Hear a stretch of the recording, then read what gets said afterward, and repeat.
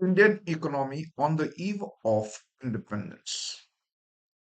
ये जो है बहुत इंपॉर्टेंट और पहला चैप्टर है इंडियन इकोनॉमी का। एग्रीकल्चर हमारी मेन लाइवलीहुड का सोर्स था और भी बहुत सारे मैन्युफैक्चरिंग फैक्टर्स थे, जैसे कि manufacturing of cotton, silk, stones, work as well as metals and non metals का। मगर अंग्रेजों ने जब आए तो उन्होंने एक्सप्लॉइटेशन शुरू किया। सबसे पहला एक्सप्लॉइटेशन उन्होंने एग्रीकल्चर में किया। एग्रीकल्चर में उन्होंने जमींदारी सिस्टम को स्टैब्लिश किया। जमींदारी में उन्होंने जमींदार को जमीन का ओनर बना दिया और उससे कहा कि भाई हमारे को एक फिक्स स्टेट में इतना रेवेन्यू चाहिए। और अंग्रेज जो थे, सॉरी, जमींदार जो थे, वो अपनी मर्जी से पीसेंट्स से और फार्मर्स से जो है पैसा उगाते थे और उन पर एक्सप्लॉइटेशन और जुल्म करते थे।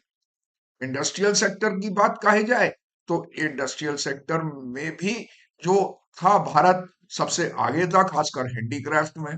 उसको भी सिस्टमैटिकली जो है अंग्रेजों ने डिस्ट्रॉय किया।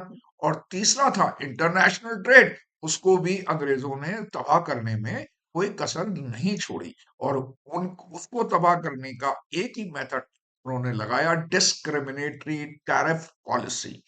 इसमें duty free export of Indian raw material to Europe और ब्रिटेन जो था, जिससे कि अंग्रेजों या ब्रिटिश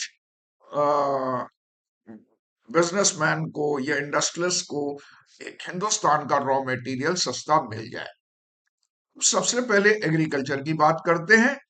तो इंडियन एग्रीकल्चर जो है ब्रिटिश पीरियड में, उसकी बहुत सारे अवगुण थे। पहला अवगुण तो यही था कि लो प्रोडक्टिविटी थी। क्यों? क्योंकि यहाँ पर बहुत ज्यादा बैकवर्ड टेक्नोलॉजी का प्रयोग होता था, इरिगेशन फैसिलिटी कोई प्रॉपर नहीं थी, मॉडर्न फर्टिलाइजर्स वगैरह का इस्तेमाल नहीं होता था। हमारा जो किसान था वो जो है रेन पर डिपेंडेंट रहता था। अच्छी बरसात हुई, अच्छी फसल होगी, और अच्छी बरसात नहीं होगी, है, तो क्या होगा कि उसकी फसल भी बेकार हो जाएगी। तीसरी बात जो थी, हमारा किसान जो है वो सबसे ज्यादा अपनी जीविका यानी कि सबसिस्टेंस फार्मिंग पर डिपेंड रहता था, है। उसे प्रॉफिट ज्यादा नहीं होता था नहीं होता था और अपनी लाइवलीहुड के हिसाब से ही वो जो है खेती करता था। मगर अंग्रेजों ने कैश क्रॉप्स के लिए जो है ज्यादा मुनाफा देना शुरू किया, ज्यादा पैसा देना शुरू किया। तो जो है किसान जो है वो कैश क्रॉप की तरफ डाइवर्ट हुए। फिर उसके बाद जहां तक कि लैंड सिस्टम था, लैंड सेटलमेंट सिस्टम, उसमें भी जमींदारों ने जो है वो लगान का या रेवेन्यू का जो है एक बहुत इंपॉर्टेंट पार्ट प्ले किया। उन्होंने जो कोई भी रेवेन्यू किसानों से कमाया है, वो सारा का सारा जो है, या तो मैक्सिमम प्रॉफिट जो थी खेती का वो उनके पास चला जाता था, और किसान जो था वो भूखों ही मरता था। अब इस इसमें से भी मेजर पार्ट अंग्रेजों के पास जाता था रेवेन्यू का। और अंग्रेज जो थे वो क्या करते थे, वो जो है अपने सेल्फ कंजम्पशन के लिए जितनी भी रेवेन्यू आ रही है उसका वो उस पर खर्च कर देते थे। और एग्रीकल्चर की ग्रोथ के बारे में तो वो कतई नहीं सोचते थे। तो एग्रीकल्चर की हालत ये है थी कि जैसे पहले 200 साल पहले थी वैसे ही अभी बनी हुई थी। बात करते हैं इंडस्ट्रियल सेक्टर की। ब्रिटिश पीरियड में इंडस्ट्रियल सेक्टर भी पूरी हालत में पहुंच गया। उन्होंने सबसे पहला किया deindustrialization of handicraft industry, यानी कि हैंडीक्राफ्ट इंडस्ट्री को पूरी तरह से सिस्टमैटिक वे से डिस्ट्रॉय करने की कोशिश की। पहले उनके मेन स्टेप तो ये था कि वो जितना भी रॉ मटेरियल था वो इंडिया से चीपर रेट्स में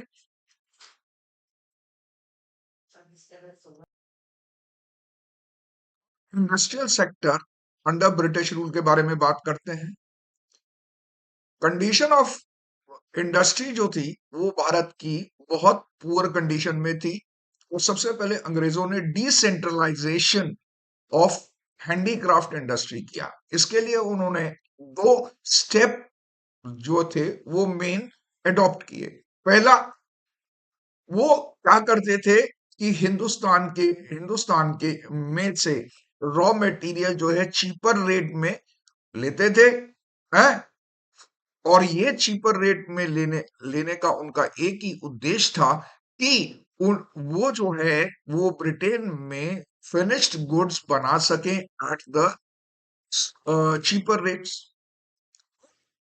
उन्होंने दूसरी बात ये थी कि उन्होंने इंडस्ट्री के बारे में कुछ नहीं सोचा, रॉ मटेरियल के बारे में कुछ नहीं सोचा, बस उनको उनका एक मेन था रॉ मटेरियल लेना।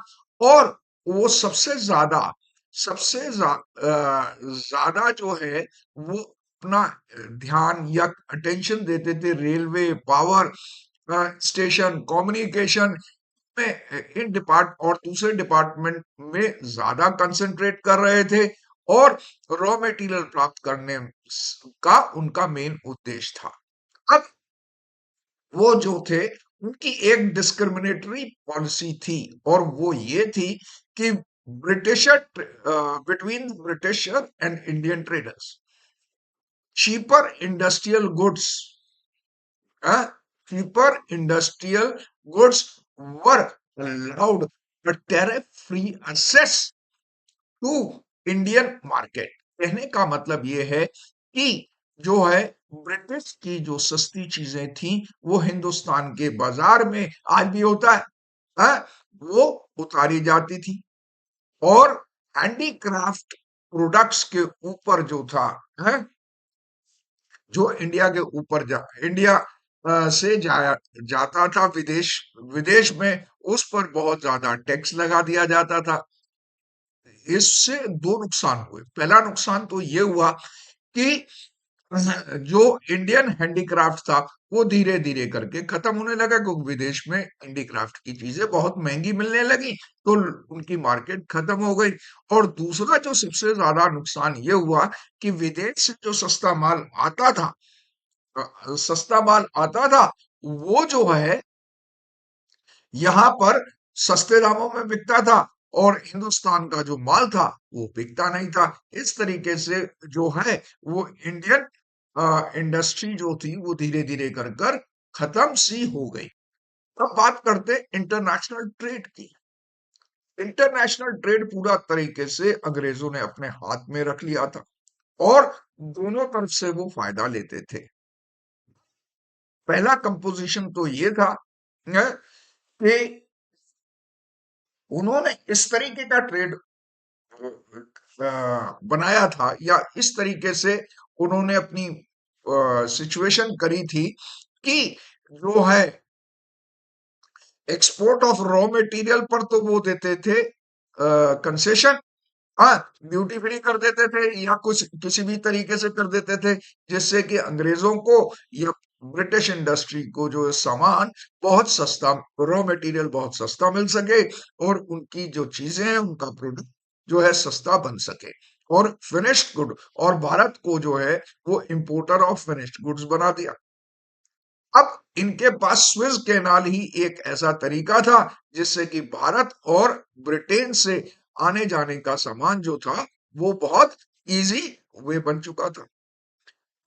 भारत जो है रॉ मटेरियल पूरी तरह से एक्सपोर्ट करता था, तो उसका जितना भी एक्सपोर्ट सरप्लस हुआ करता था वो सारे के सारे जो है अंग्रेज किसके लिए खर्च कर देते थे, या तो अपने डेवलपमेंट के लिए खर्च कर देते थे, या जो वो लड़ाइयां खर्च करते थे, हैं, दूसरे देशों के साथ उनमें खर्च किया कर देते थे।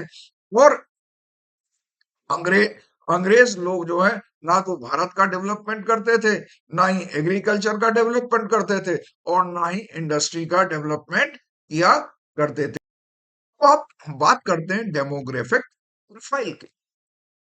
सबसे पहले भारत की में 1881 में 1881 में पहली जनगणना हुई थी। फिर उसके बाद 1921 में जो है जनगणना हुई और ऑन द बेसिस इसको बोलते हैं the year of great divide. Year 1921 is also known as the year of great divide। यहां पर इस समय जनगणना होने पर पता लगा कि भारत का जो बर्थ रेट है वो भी बहुत हाई है, डेथ रेट है वो भी बहुत हाई है, हाई इन्फेंट मोर्टेलिटी रेट है और लो एक्सपेक्टेंसी रेट है। लो एक्सपेक्टेंसी रेट यानी कि आदमी जो है कम